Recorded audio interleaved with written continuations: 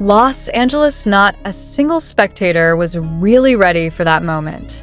As Jin, the oldest member of BTS, stepped onto the center stage of his second solo concert tonight, the dim light of the spotlight and the cheering of thousands of fans slowly faded, replaced by a single note that immediately hit the emotional heart of the audience: the intro of Epiphany.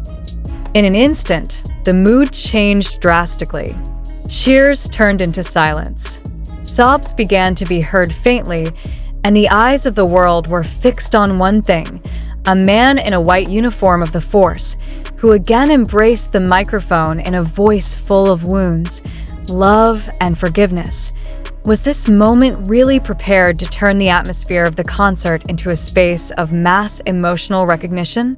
Or is this just proof that an old song, which Jin once performed at the height of his glory with BTS, is now finding new meaning in his solitude as a soloist? A fact that cannot be ignored is the crying not only occurred in the stadium that night, but also spread to millions of streaming screens that watched this performance in real time.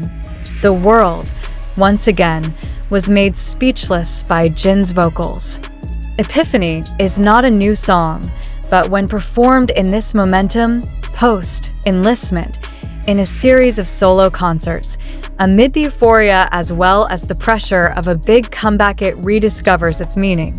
It's no longer just about self-love, but about reconciling with past hurts, about a silent journey that the camera doesn't always see, and about the inner voice that eventually reverberates to the outside world. Jin's performance that night was completely beyond expectations. It's not just singing. It conveys something bigger than lyrics and tone. Her voice trembled slightly in the chorus. Her eyes were wet, but she continued. In an entertainment world that increasingly prioritizes visuals and massive production, emotional honesty like this feels rare, and that's precisely why it's a monumental moment. Not a few spectators were seen holding their chests, looking down, or even crying openly.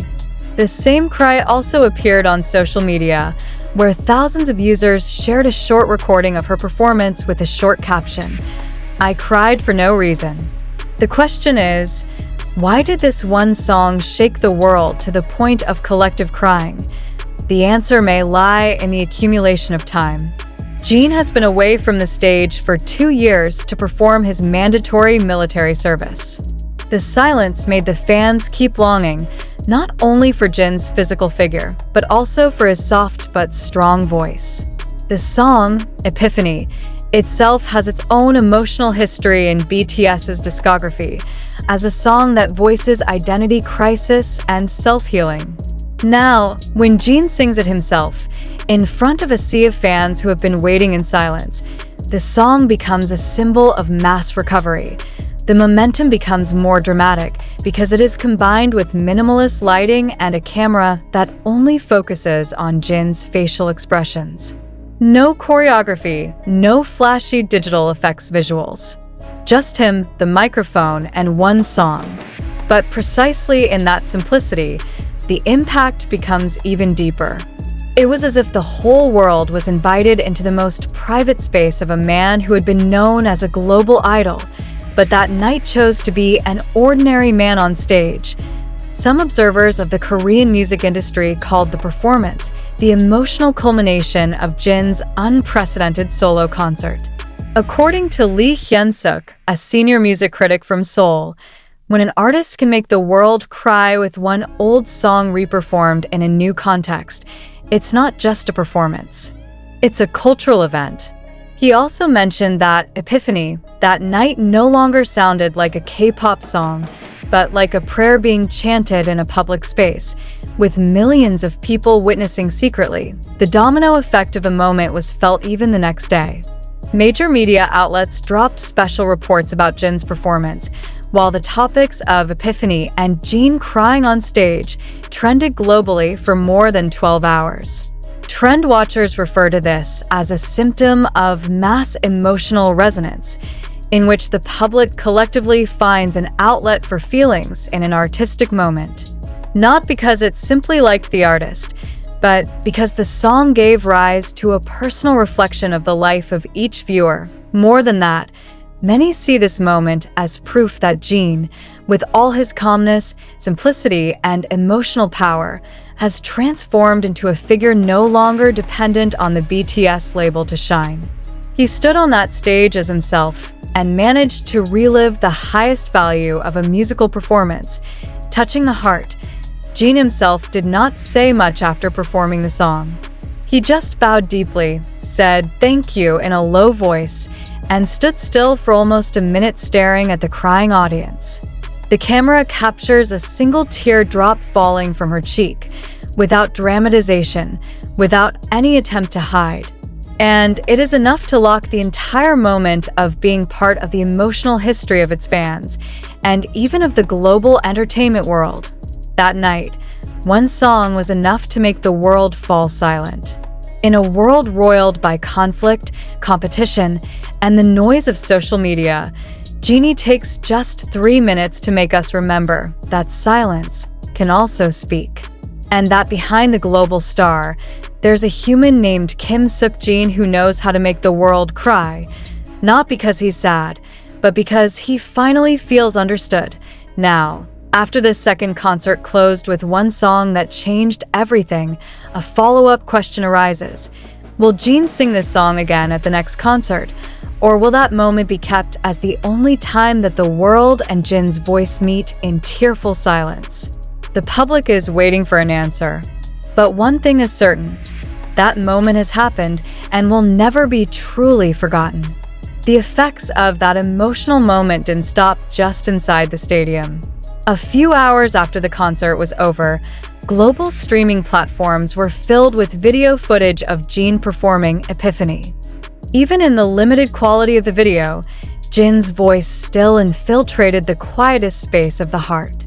Thousands of comments came in a matter of minutes, most containing just one simple sentence: "I can't stop crying."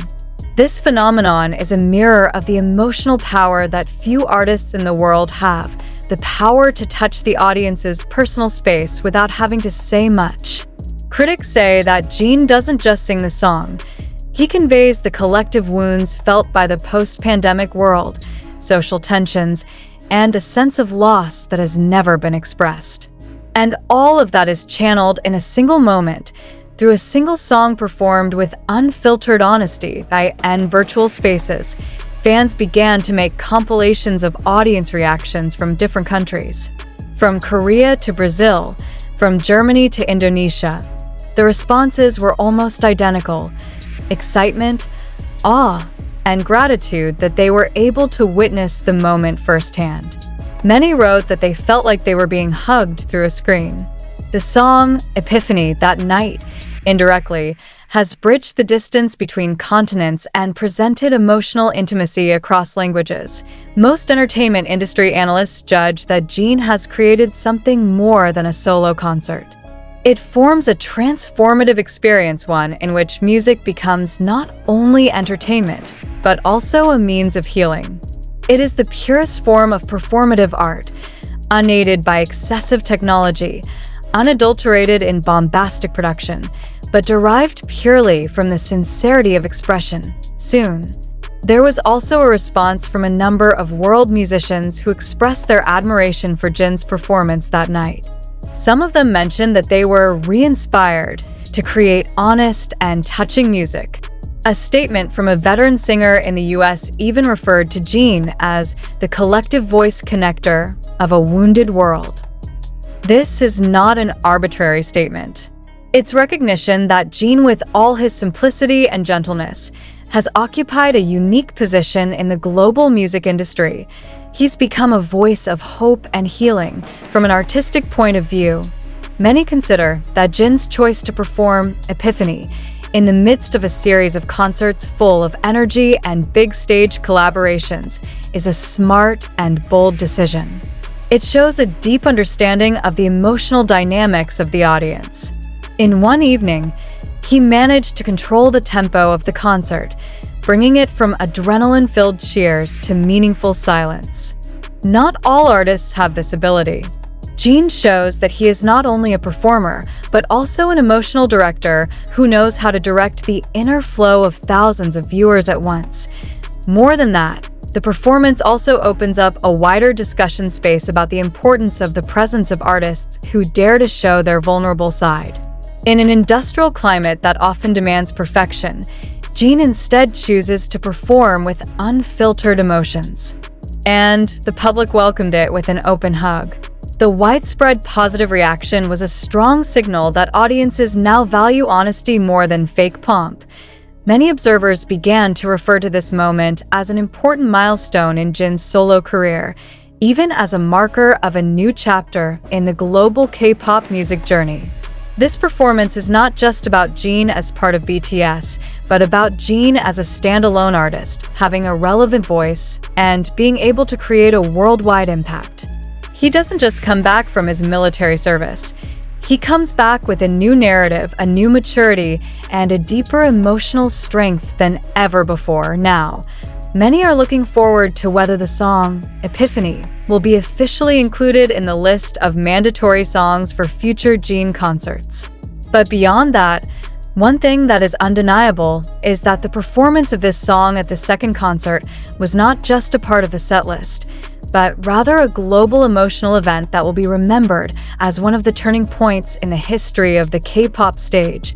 The international public now no longer sees Jin as merely a visual from BTS or an idol with a soft voice and a charming face. They began to see him as an emotional narrator, as a symbol of silence that dared to sound. As an artist who chooses to present humanity on a grand stage, Jin has asserted that the stage is not only a place to entertain, but also to reveal the truth that has been hidden in the hearts of many people. That night, in Los Angeles, when Jin sang Epiphany, there was no elaborate choreography, no costumes full of glitter, no stage gimmicks. Only sound, light, and tears. But precisely in that simplicity, the world is touched deeper than ever. And now, after everything is past, that question still resonates in the minds of many. How can a song that has been released for a long time feel like it was heard for the first time? The answer is only one, because that night, the genie did not just sing a song. He conveys the feelings we've been harboring, and with a voice that doesn't scream, he manages to get the whole world to listen. But behind the surge of emotion and public reaction that seems to be universal, one important question must be asked. Is what we see and feel really real? Or is it possible that this is a construction of emotions carefully conceived by the global entertainment industry system in order to create mass euphoria for the sake of economic gain and popularity? Jin's performance in her second concert in Los Angeles did seem authentic, touching, and even almost spiritual. But let's reflect back clearly. What really happened is the cry of the world, sparked by the song Epiphany, entirely sourced from Jin's emotional honesty and inner depth, or has it been partially conditioned by visual narrative, social media framing, and the algorithmic influence of platforms like TikTok, Twitter, and YouTube? We know, in the digital information age as it is now, the line between authenticity and manipulation is becoming increasingly blurred. Widespread short runs, often cut, edited, and repackaged with dramatic background music and text, shaped public perceptions long before they knew the real context. Do the videos we watch really reflect the real events at Jin's concert? Or have they been selectively curated to form a specific emotional response? A more profound follow-up question also arises. If the public cries because they see Jin crying, are those tears born of true empathy, or are they the result of an almost inevitable viral construct? If so, who is actually in control of that moment? Pure human emotion, or a content distribution engine driven by data, trends, and impressions? We need to realize that much of the information circulating about this concert comes from anonymous accounts on social media. Some of them are unverified, some are emotional, and the rest are potentially even misleading. A A 30-second video clip can create a global narrative, although what happens in 3 hours of a concert as a whole is not yet known to the majority of the audience. This is where skepticism comes in. Is it true that Jin is crying from being touched? Or is it part of the emotional choreography that the production team has planned? As an increasingly discerning public, we should not take every piece of information for granted just because many believe it. We need to ask, who is spreading this narrative? What is the motivation behind it? And does this narrative carry the truth? Or is it simply harnessing the emotional side of human beings to form a trending topic? Of course, no one doubted Jin's abilities as a world-class singer and performer. However, is it true that one song can simultaneously make the world cry? Or is this just a form of hyperbole that is being disseminated to strengthen Jin's position in the post-return scene from military service? Could it not be that this is part of a PR strategy to ensure that Jin not only returns, but returns with a strong, touching, and irreplaceable emotional image? Let's reflect on this further. If Epiphany was indeed the emotional center of the evening, why was the song chosen from the many repertoire that Jin had? Is it because of the music? Or is it because this song has had a strong emotional capital since it was first released, and is now being reused to build peak moments that can be resold in the form of footage, news, and merchandise? Who actually controls the meaning of the moment? The genie as an individual, or the cultural production system that works behind the scenes? And if it is true that the performance touched millions of hearts, are we as spectators able to distinguish between the personal feelings that arise due to a real experience and those that arise due to having been exposed to hundreds of contents that make us believe that this is the most emotional moment of the year? Questions like these are not to spoil the beauty of the moment, but rather to protect our integrity as consumers of information. Because in an era where hoaxes and reality can coexist in one viral upload, our job is to question, verify, and re-reflect before participating in spreading the narrative. We know that information about the concert is widespread on TikTok, YouTube Shorts, Instagram Reels, and Twitter. Platforms that are known to be very quick to shape public opinion but rarely provide comprehensive context. So it is natural for the public to feel touched, but still have to be critical. Do we really understand what we are crying about? Or are we just getting involved in a stream of emotions that are not necessarily accurate?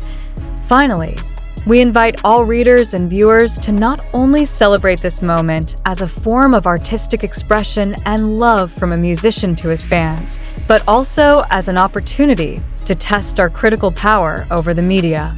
Don't stop at the screen. Ask deeper. Verify further. And if you feel really touched, try to reflect. Are you crying because of the genie or because of what the world wants you to feel about the genie? We do not convey the absolute truth. What we convey is a fragment of the narrative that is developing on various channels. And like all stories in the digital world, this narrative deserves to be questioned again.